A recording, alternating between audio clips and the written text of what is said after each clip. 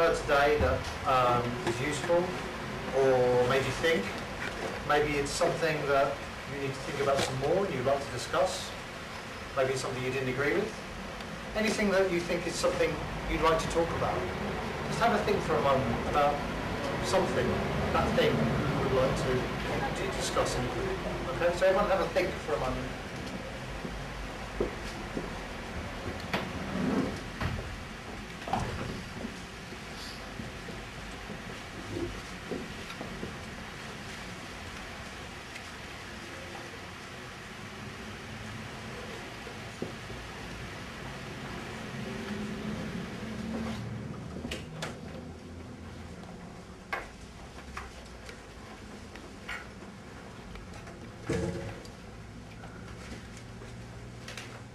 Okay, so hopefully you've got an idea now, something you'd like to talk about. And we're going to put you into 3 groups, and we're going to separate you off in those groups. And you're each going to go and sit by one of these whiteboards. So I'm going to divide you up first. So let's divide you up so you're not sitting with your friends. 1, 2, 3. 1, 2, 3. 1, 2, 3, 1, 2, 3, 1, 2.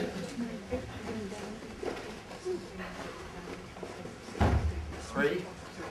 1, 2, 3. 1, 2, 3. 1, 2, 3. 1, 2, 3. 1. 1. You're one, number 1. Okay, so if you're number 1, you can go in that room down there. Who? Wow. And before you move, when you get there, because I can't be in all 3 places at once, when you get there, I want you to write your ideas on the whiteboard. So just individually go up and write the thing that you want to talk about on the whiteboard. Once everybody's done that, I then want you to sit down, look at the whiteboard, and then start to discuss those subjects together in your groups, okay? Now, you know, most of you are teachers or involved in teaching somehow, so I'm not going to tell you how to manage your time. Okay, I hope you're pretty good at that kind of thing. So you can make sure that it gets covered pretty well. Okay. So group 1 can go down there. Group 2 can sit over here with this board, and group 3 can go into the other room up there. And then I'll circulate around the whole thing.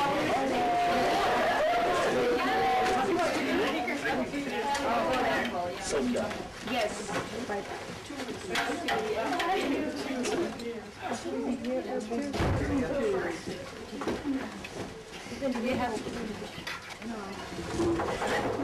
Oh, sorry. I thought my yeah. I don't. No, I'm not going to be in any group. Okay. But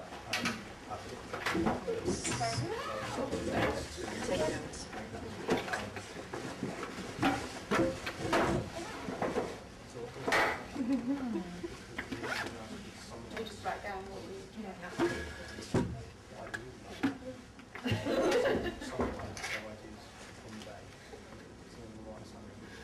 Yeah, that's good. So get everyone together right now. Everybody go. Right. Everybody go and write at the same time. You don't have to watch. Don't watch. Yeah, just go and write your idea on the boards, and then after you've done that, you can start.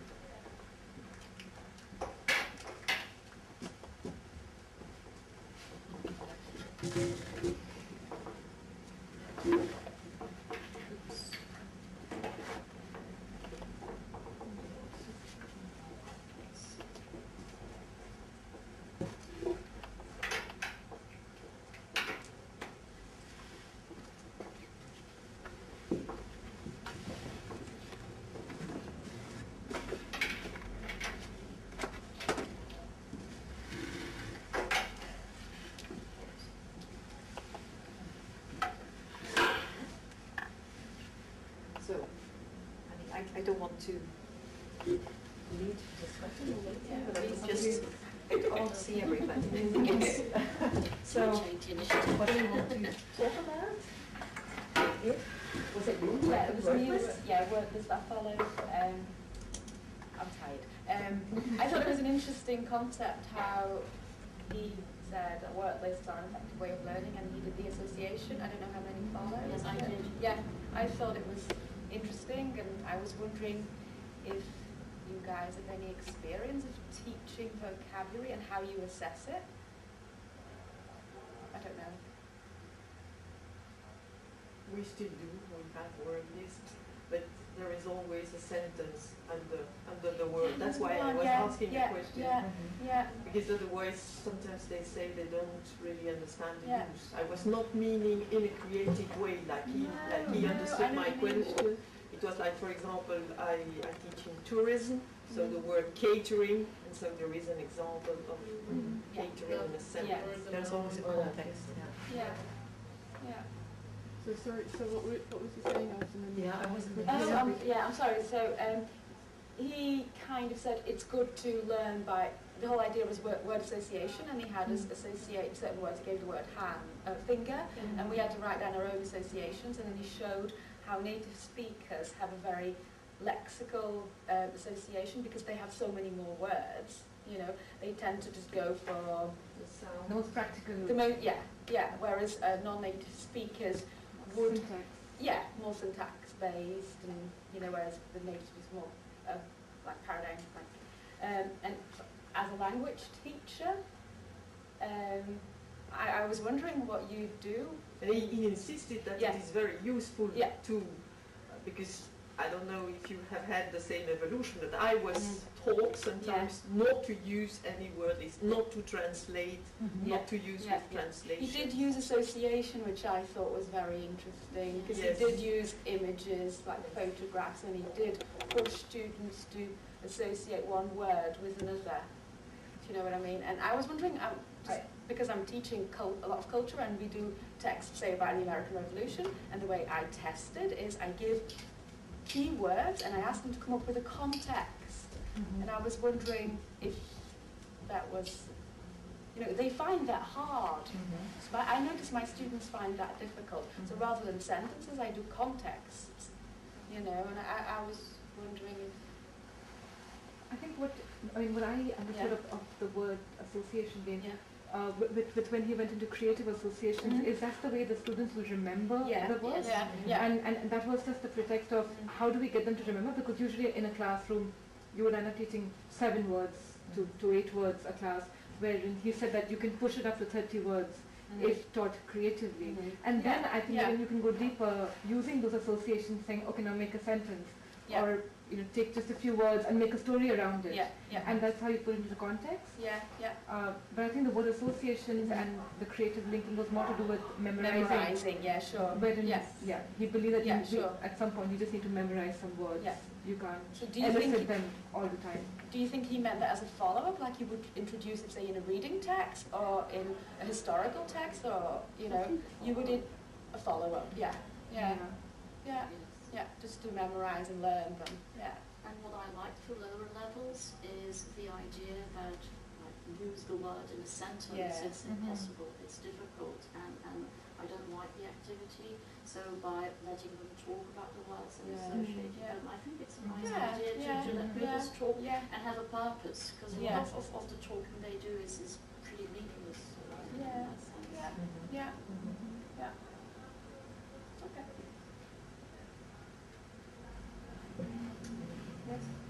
I had the same one. Spoken grammar versus exam.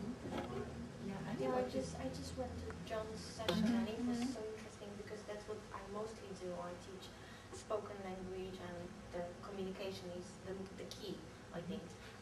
But in Poland we have a lot of exams, and now they introduced exams to primary schools. So at the age of 9, kids have to pass an exam of English. And the keys, the answers are so restricted that what John was saying, that you can say sometimes, have you got or do you have, but in the key you have only have you got. Very often I teach in a private school, so I'm quite lucky because I don't have to prepare most of the students for the exams. But very often the parents come and they say, how come my Peter or Kate, they do so well here, but then at school they get 1. 1 is the lowest mark in Poland, 1 to 6. They get 1 or 2. I say, but you said you went on holiday and he communicated, he spoke. Yes, so what? But he still gets bad grades. So I was thinking how to combine those two, how to actually, but I think it's changing the whole educational system. You had just used 2 things that now not normally accepted, like outcome. So I think we need to a certain evolution. But sometimes there are students who can do really well in exams, but once you start questioning them, and you start with a simple question, how are you? And it's so difficult sometimes. And I was thinking whether we can join those, like mix those two, whether there always should be something, okay, for the exam learn this, but if you go to England or to America, just say this. And then students are kind of confused. It sounds like the exam needs to change and how to influence for that, but because that seems like a waste of time. But it's, you know, the academic I'm in a sort of not different ready. situation. But my daughter, even like my daughter learning German in Scotland, she learned it to a very, you know, to the top level in school. And then I went to Germany with her, and she couldn't, you know, she was very bewildered in a real situation, and just talking in shops and things, she felt she couldn't talk. She could debate about the environment, but she couldn't have small talk in shops and things, and she felt very out of her element. So I think in all sort of formal language teaching situations, it seems to be missing that awareness. If you have external exams, like we write our own exams, so in a way we're in control and we know exactly what we taught, so the gap is smaller. But didn't most of us learned pure English, pure in whatever context, and then we learned to speak, you know what I mean, as we grew up and as we communicated. So I'm not sure if spoken, I mean, I wouldn't be too confident to bring in spoken grammar at a school level, because I feel like at that age, if they start doing the earns and you know what I mean, and then that habit is very hard to break.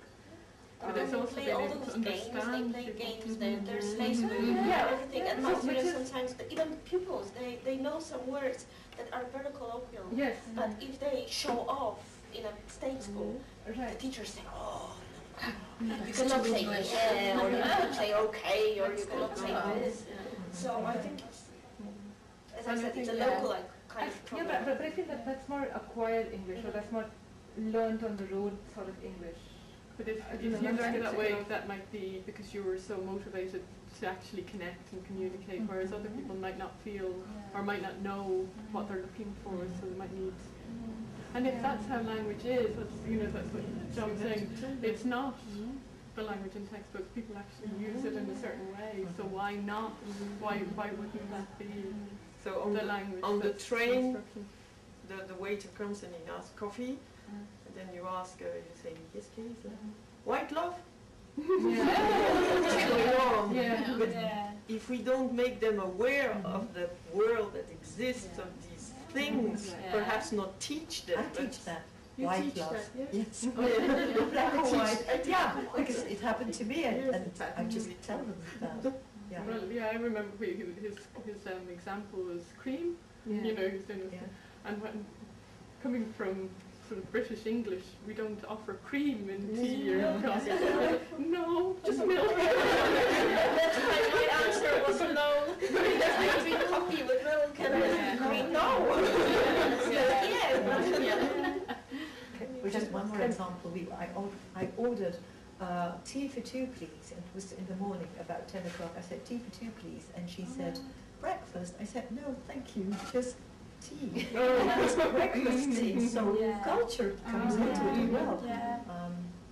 I think we should. Well, can I ask whether any of you teaches the kids on how to communicate on Facebook, or is any of the modern medium that they use? And You mean the language they use there, Heike? Or Yeah, the language, the texting, the way they text. In English? I do The text messaging language. Yes. I have one course on that, yes. On understanding text messaging. Interesting. And what challenges are there? Huh? What challenges are there, can I ask? On teaching this? I mean, you don't get textbooks, do you? Or Wait, just to motivate Yes, them. there are in textbooks. Yes, they like, are in textbooks. Like the Yes. Breakaway has it. Yes. So the new methods try to integrate it because they know it's relevant and it's interesting and they'll like it because it's also about motivating them and so yeah. But not all textbooks. It depends on. so how do you make sure they don't use Google Translate, for example? We don't. Well, I don't. Picking up on what Philip said. You know, the students all use Google Translate. So how do you do? Well, they say it doesn't work because they see it. Terrible. I had it, and I kind of had to like translate word by word in Dutch, and then I thought, oh right, this is what I needed. It falls through quite quickly. Okay. Anything else? Or? Well, Facebook as a tool for professionals, I just thought it was really interesting to see how much more you can do with it. And from now on, I will start looking for ways of using Facebook professionally. So I thought it was just an eye-opener. It was really interesting for me to find out that you can do. I don't do a lot on Facebook, really. Would you have two accounts, like a personal one and No, a professional I one? just have one, and I don't. The only professional users that I've made a group with each group of students, I've made a group for to exchange information if they have questions. Do you teach secondary? Teacher training. Yeah, because we So- can't access Yeah, it. yes, I know. Yes, but Yeah. just because I know they don't look at the learning platform, and if I need to tell them something that is pretty, urgent, I just put it on Facebook. They've all seen it in 1 hour. And if you put it on Toledo or whatever, or Blackboard, it takes them a week. Some never look. No, I think the next step was when you don't need your computer anymore, but you get everything on your smartphone. It was. I thought you would go to the step for another time. Well, I mean, you don't need a computer. You could check your Facebook on the smartphone as well. Yes, but then you have the problems in the classroom that they're all on that. Sometimes we ask them to bring the smartphones to do something with it. But that's another topic, of course. But sometimes I ask who has a smartphone, and there are apps you can use, or just like we were doing, the simple present, for habits and things you do every day. I just asked them, can you take a few pictures of what you do every day? I mean, you don't have to know people in it, but just like in the morning, your coffee or your alarm clock or whatever, and then talk to the other student showing the pictures. I usually get up at this time, and then I come to school like that. And it's not forbidden. I mean, they can't use the phone just to text or anything during lessons, but I think sometimes you could use it. I'm not an expert in it, but I know there are people. Well, I watched some IETFL talks about people, Shelley Terrell, for instance. I can send you the link if you want to see that. Using apps, smartphones in class is really wow. I mean, not all the time, but very, very, very good activities for students, so that they don't see it as that's my world, that this is school, but it's Great, and my students also ask sometimes, which apps can you recommend, like dictionaries or to study words? There are lots and lots of apps which they can vocabulary games or whatever, and they like that. It's their world. You can't ban it, and No. you can't say, you can't use your phone in class. You have to find a way to integrate it somehow. Do you use the tablets in class? Not yet. Not among the schools. Some students bring them. Yes, they bring their own. It would be nice to find out about good dictionary apps, because some of my learners have their iPads with them, but the dictionaries they're using are not good, so they say, oh, is it this word? And this word I've never heard of, and it turns out it's Australian English or something like that. I think all the big publishers have to offer or bilingual, like to buy. It's not all free. No.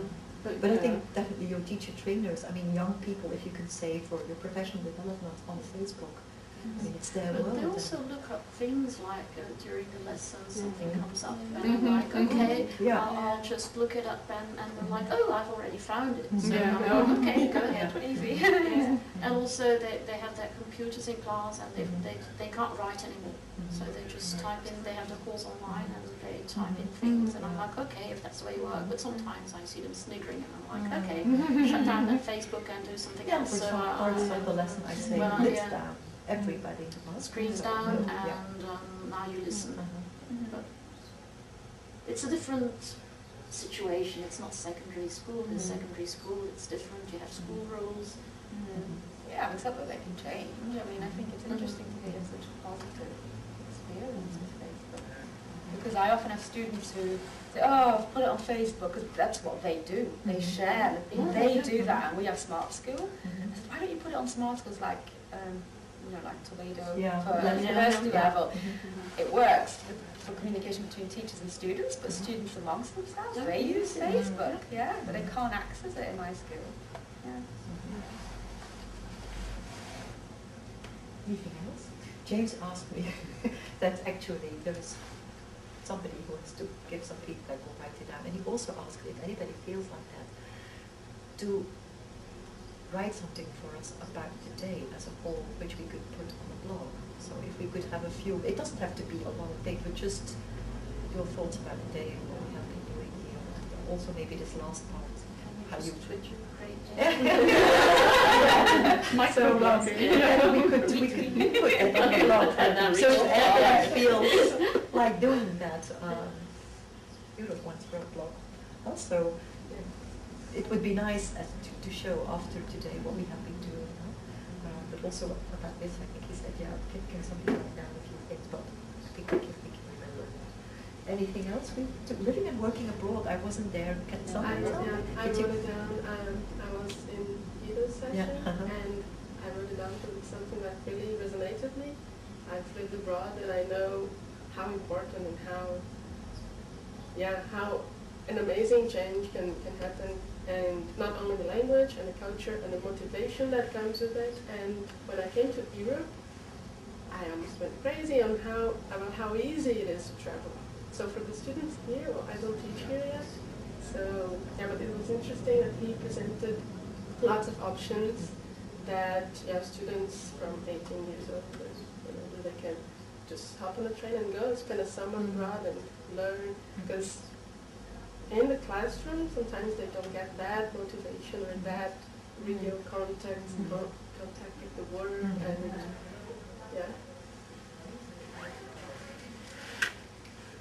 So that was interesting.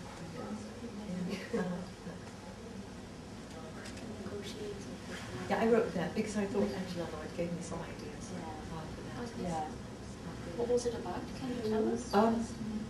Well, just in a few words, she said very often when people do oral exercises or oral communication, it's giving presentations. Somebody there giving a presentation and all the others just listening, and you as a teacher watching all those presentations. I do that, I have to say so.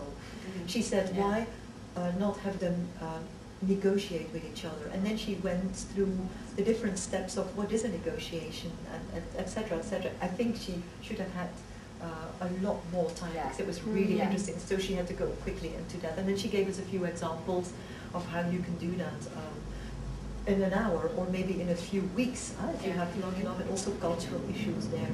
And so that was really good. And I think maybe with our students, business students, so we have to do negotiating anyway. We can also do it about other things. I mean, not just the business negotiations, but there are two people involved. And she gave us very, very clear, I think you felt the culture a little bit. Was anybody there? You felt culture a little bit in it. She working in Germany, it was very well prepared and structured. How do I assess it?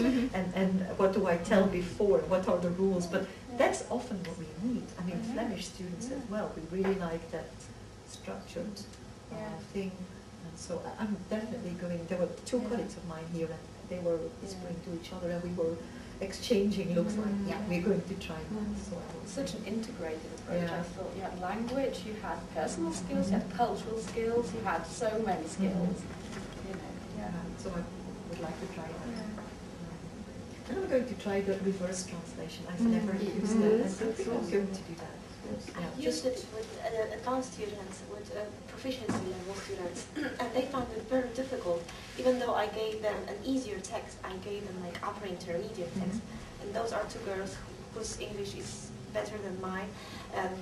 They can really do a lot of things, but they don't like to talk. They like to write, they like to translate. So the communicative approach is kind of, no, we don't want to talk. And they did it, and they said it was very, very difficult once they did it from English into Polish, and then on the next lesson from Polish into English, but it was a kind of lengthy paragraph. Oh, I don't remember this one. And they were really motivated and kind of like frustrated even. Oh, but it's upper intermediate, and I cannot do it. So it works really well. That was a very good idea for the letters, for example. Because we have a special two hours of written communication, specialized on letters. And sometimes I hope it's really a very good idea. Yeah, it's something new, and it's something they don't know yet. That's also nice that they haven't been doing that before. Like, what are we going to do? So I think I can use it for correction, because my students have to learn how to correct a test or and they get the typical mistakes that our pupils make, and then they make themselves, and they can try and pick those out. So I think it's a different sort of use, but I'll use it. Can I ask again, because I know Swapshops to be also a little bit different, is there a topic that wasn't discussed today, which we would have liked to have discussed as teachers? Lots and lots of things, but I'm quite interested in literature and how because I teach Dutch and English, and I just go by my intuition at the moment. And I would have been interested in hearing what other people do as far as literature is concerned. Do you know if, now I put my BELTA hat on, that could be something for us to do in what we would like to call workshop. You say, that's interesting. We send out the word. Would anybody be interested? We gather in Brussels or Leuven or whatever, 2 hours, just with a coffee and talk about that. With only people who are interested in that particular thing. So any ideas like that are really welcome if you say, I would really like to do that. By the way, there was a feedback page in your bag, so we were really off that as well. Well, I know it's a lot of work, but yeah, just leave it on the table there. So things like that give us good ideas. Another subject that I'm trying to work on now is how can I correct voice. So you have a new Buckaroo. You can send, for example, you make up your profile, you send it to the teacher has some time to record it home, or to listen again. And then now you can also add voice to your presentations. So before they have their PowerPoint presentations in class, they can send it to you. You mean criteria for oral correction and also or pronunciation? Also really the tools. So the voice structure. What to do. Because we know a few tools so that people can present me. But then you mean they send it to you, and what do you do? The problem is then it becomes public.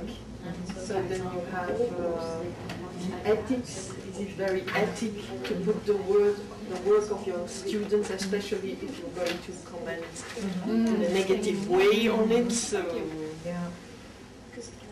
yeah, I don't know how people do it. I know that Vocaro disappears after some time, so it disappears after, it's not there forever. And if they record in a tool that needs a password, then I think it's also private. Like if you have Audio Boo, for instance, then you have to create a profile and with a password, so then people cannot. You have specific software now for telephones.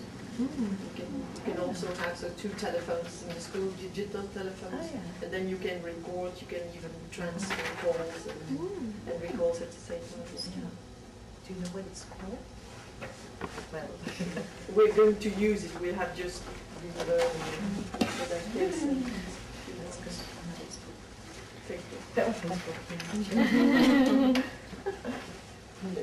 Would anybody also be interested in teaching at a distance? Is there any kind of you doing that online? Teaching at a distance, so teaching students who are not in front of you. We have afstandsonderwijs. Yeah. Afstandsonderwijs in our school. So, and what does that mean? Well, it's adult learners who have decided to make a career change and they want to become teachers, and they very often combine work and studying. The only problem is that since the budget cutting, it's very much like, it's hard to explain, but you get no support. You just have to make courses and put them online and have correction keys and so on. But it's not what it should be. And I'm not talking about I'm not talking about blended learning, but I'm talking about teaching live at a distance. We should talk to Vicky about that. She doesn't I'm just asking whether that is a topic that would interest teachers as a topic for the next BELTA. I thought Swapshops is also the idea of what about, can we discuss next time what interests a couple of other teachers. Yeah. Interesting.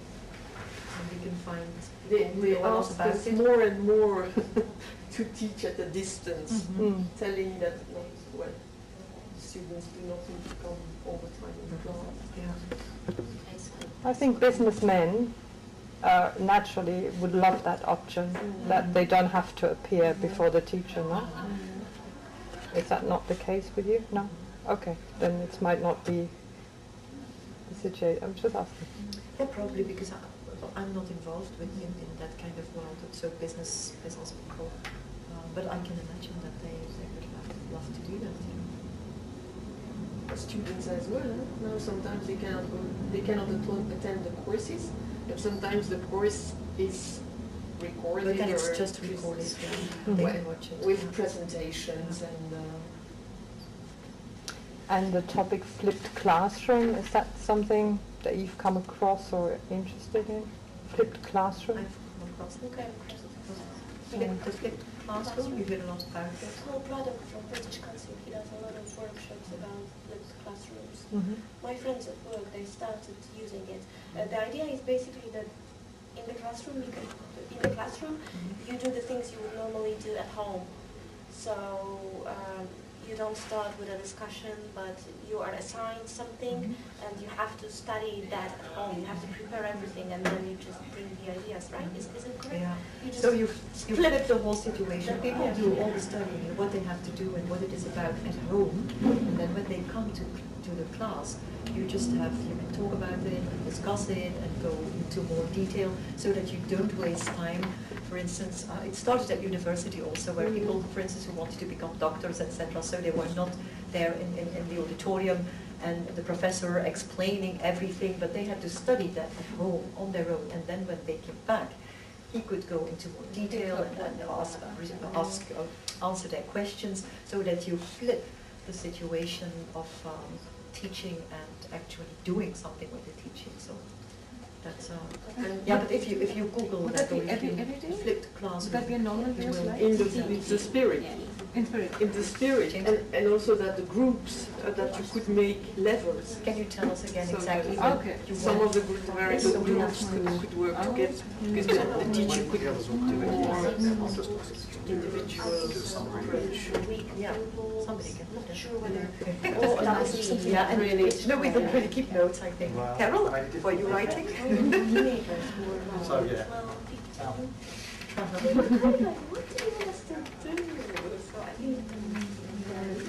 So when those people are coming back from the 2 hours, then is there anybody? So I'm not going to do that. I mean, you are the guests. I haven't done mine yet, but it was going back to Facebook again. But I liked when Mika did the talk on Facebook and using social media. I liked the focus on professional development and how they target you rather than you having to go and look for information. It all comes to you. I'm a bit of a dinosaur when it comes to computers, I have to admit, and although I'm on Facebook, I only use it socially, and even then not very much at all, so it sort of opened up a whole new world to me.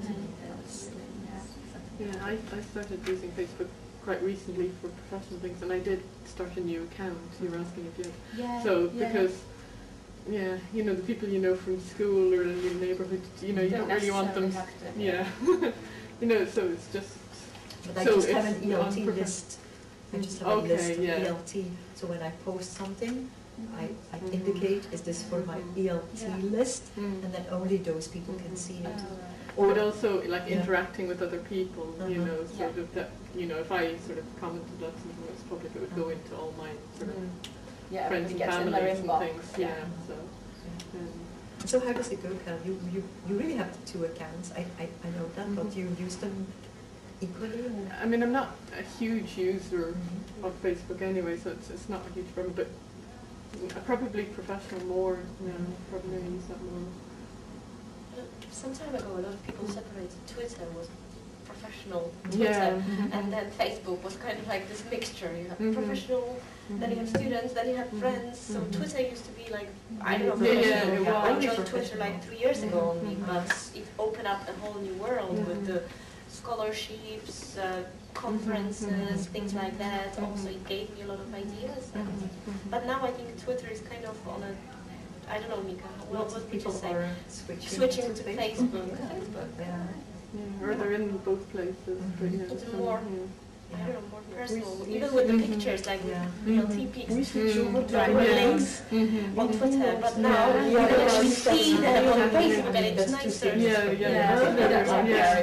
I think it's good when you want a job or when you have a high profile and you want people to notice you in the professional world, but I don't need that anymore. I mean, What's that, LinkedIn, I just got no LinkedIn. But we advise our students to have a good LinkedIn profile because professional, I mean, for their job, people pick it up. But, so that's really good. But I agree with you, Annie. Well, when I was on Twitter, I met all of those people at ELT, and now I see that everybody has a Facebook account as well. Everybody, even picky. Even picky. It's easier. I mean, just looking at it, the layout is it's nicer, it's more personal. I mean, the thing about Facebook is though that you don't see everything. I think Facebook keeps stuff from you or something like that. So I mean, I think you just have to not expect to take everything that's put onto it out of it. You know, you just go in, and if it's interesting to you, you take advantage of that. But you know, if you're trying to keep up with everything that gets posted, it's too much. Overload of information.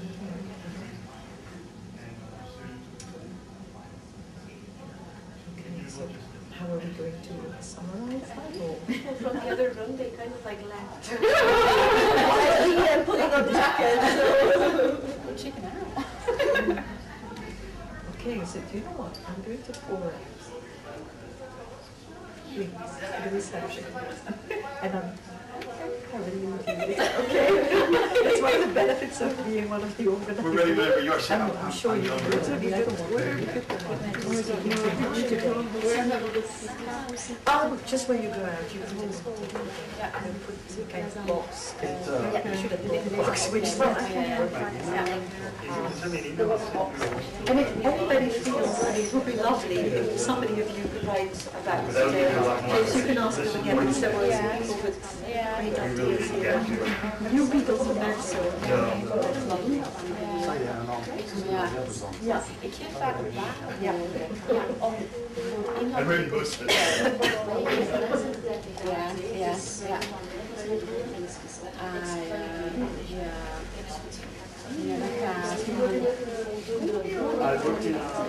En dan hebben we de rest van de en dan laten ze zo een zien van om te zeggen ze explain in English. There is no excuse. Nothing to explain. Ik doe het wel, maar als je zo inhoud, dus dan een stuk wordt over de geschiedenis van iets, dat ik een keyword geef en ik ga het opschrijven. En dus op taal en op die woorden. En dan heb ik woorden schrijven en het schrijven. Dus ik vind dat moeilijk. Dat is een taaltaal. Dat is een taaltaal, ja. Die woorden, dat is heel makkelijk. Als je moest ik hem weggeven, maar ik hou vast. Maar de eerste graad en de tweede graad. Dat is ook vaak oneerlijk, want je hebt er dan niet al wel woorden kennen van ja, maar dan nog niet. Ja, het is niet simpel. Dus in die zin vind ik daar leren om met woorden te ja, maar al veel onzin en heel veel veel van dingen zien. En dan als je dat doet, dan begin je te doen. Ja, Judy zit.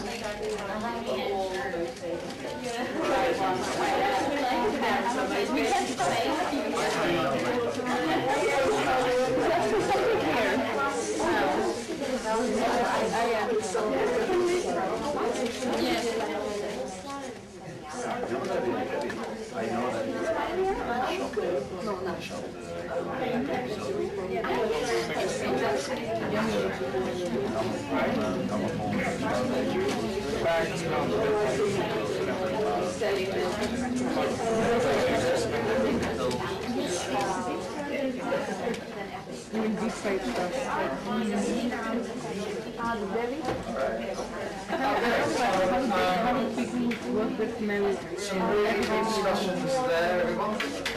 I went around and saw you all. It was really good.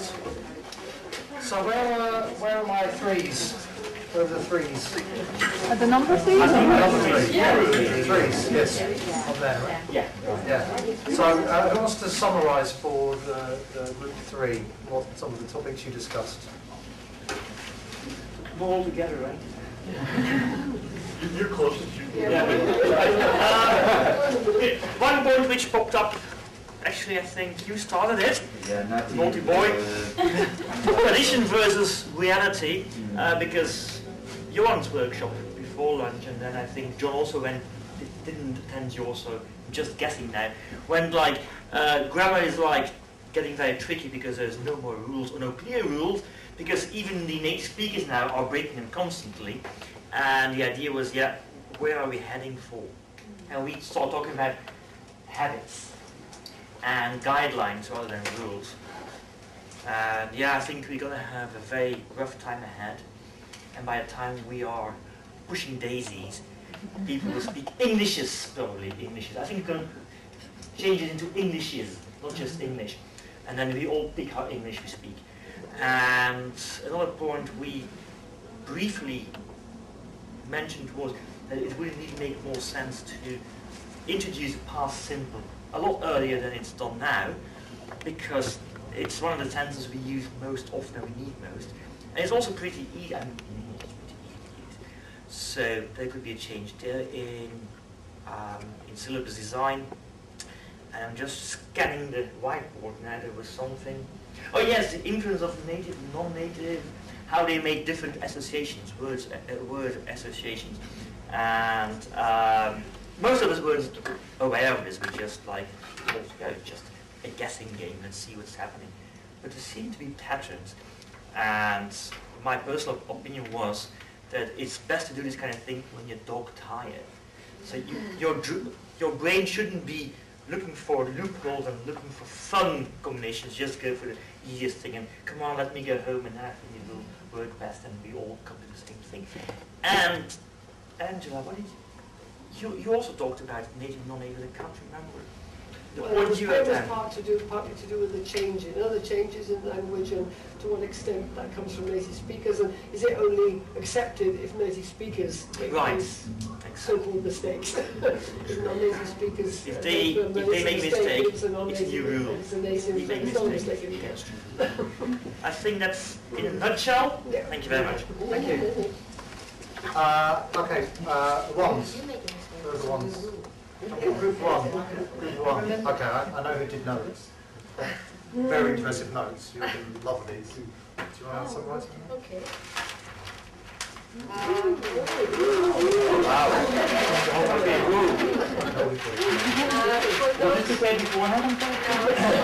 This is how you do notes. If I may say something here, I mentioned it very briefly in my talk. It's a kind of mind mapping. And I think that I discovered it lately here where I work.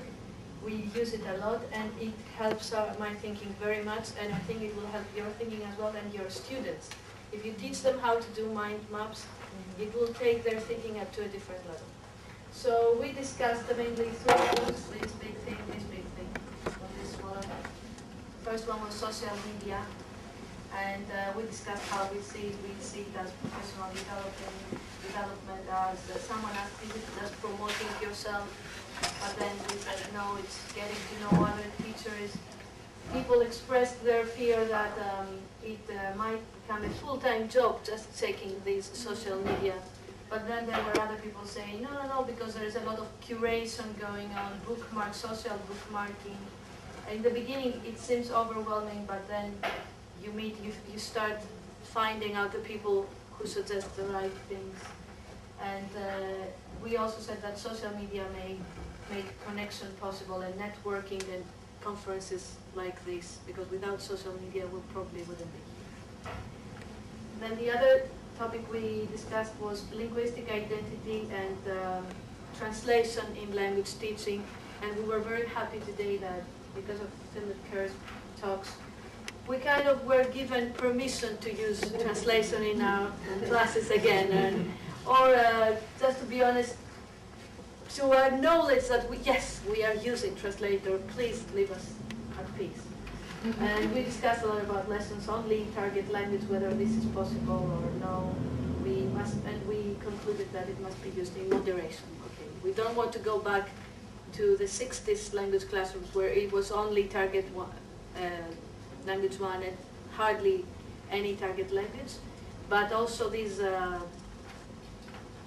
how can I say, this dictatorship of no language one use, it seems to be impossible. And the last thing we discussed a little bit about spoken grammar and what it means, and whether course books have the real language people speak or whether they have these very outdated kind of expressions, and whether we can teach without grammar. Some people said that at their level, higher education, they are not supposed to teach grammar anymore because students supposedly know it, but it's not true. And what else? Can we combine this spoken grammar element with the curriculum? This is what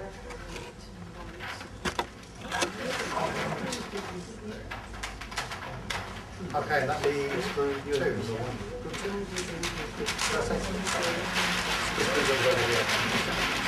Who wants to do the summary for this group over here?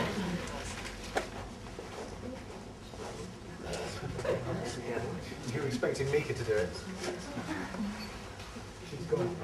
She's not here, so she ran away. Probably at go as he speaks. Yeah, someone needs to do it. Well, you can do it between you, help each other. A word each. You don't have to talk for ages, that way. We didn't have a creative map, but we just made a traditional list, starting with word lists. We talked about whether it was useful still in class to use word lists, and we thought it was very interesting to talk. We had Philip We exchanged some ideas based on our experience on, you know, who used word lists and, you know, how it can prompt creative thinking, especially in the lower years. Because sometimes if you just give them a word and ask them to use it in a sentence, it's kind of hard to do because they lack the vocabulary to come up with something creative, you know. So the idea of word lists and prompting them to use those words was useful. We combine those two, I think. Yeah. How to incorporate spoken language and how to deal with, that was actually my problem, how to deal with exam preparation when you are cramming details into your students' heads and they have to learn according to the key, and this answer is wrong, but still it's used in spoken language. So sometimes it's very difficult to work against the system that says you have to prepare students for the exams, they have to be accurate, but then they go abroad and they want to communicate and actually we joked that when you asked me for cream and I said no, I was so shocked because usually we are asked for milk. And I was puzzled, and we thought about the routines and this idea you exchanged, and Mika also said that cream, oh, come on, it's milk. So we joked a little bit about how it can be puzzling, if you don't know the routine. So I think and we thought that it's quite important, but maybe not to introduce it at the very basic level, but maybe start introducing the spoken grammar a little bit later, right? That those were your ideas. Mm-hmm. And then I think it's pretty much as what was said before about Facebook as a tool for professionals. People thought it was an eye-opener. People thought it was very interesting how social media work. There was one member in our group who followed the session living and working abroad, and that was very inspiring because she really, you really related to what was said, I think. That's how I understood it. I think it's very valid for our students to experience life abroad and real contact with the language. Yeah. Yeah. Yeah, because we thought it was really brilliant how Angela showed us how personal skills, language skills, cultural skills were all integrated, and we were going to use it in class, definitely. So thank you. Okay, thank you very much. So what we'd really like is if anyone would like to volunteer, you don't have to raise your hand, but if you want to let me know. We'd love to have some of you write a summary of your day for us for our website. It would be really interesting for us to learn about how the day was for you, and it'd be really nice for us to show to other people, to say, look, this is what happened, not just from our point of view, but from the point of view of someone who was actually there. So if you'd be interested in volunteering, just to write something for our website based on your day to day, what the things you've talked about just now in the Swapshop, then let me know, and I'll can speak to you about how we can go about doing that. It doesn't have to be very long, it doesn't have to be a big job. Okay, so in your bags, there was a feedback form. If you could fill in the feedback form and give it back to us, we'd really appreciate it, because we'd like to make it better next time. And I hope you can join us for a drink. Please come and talk to us, let us know what you thought, and we appreciate any feedback you want to give us. Okay, thank you everybody.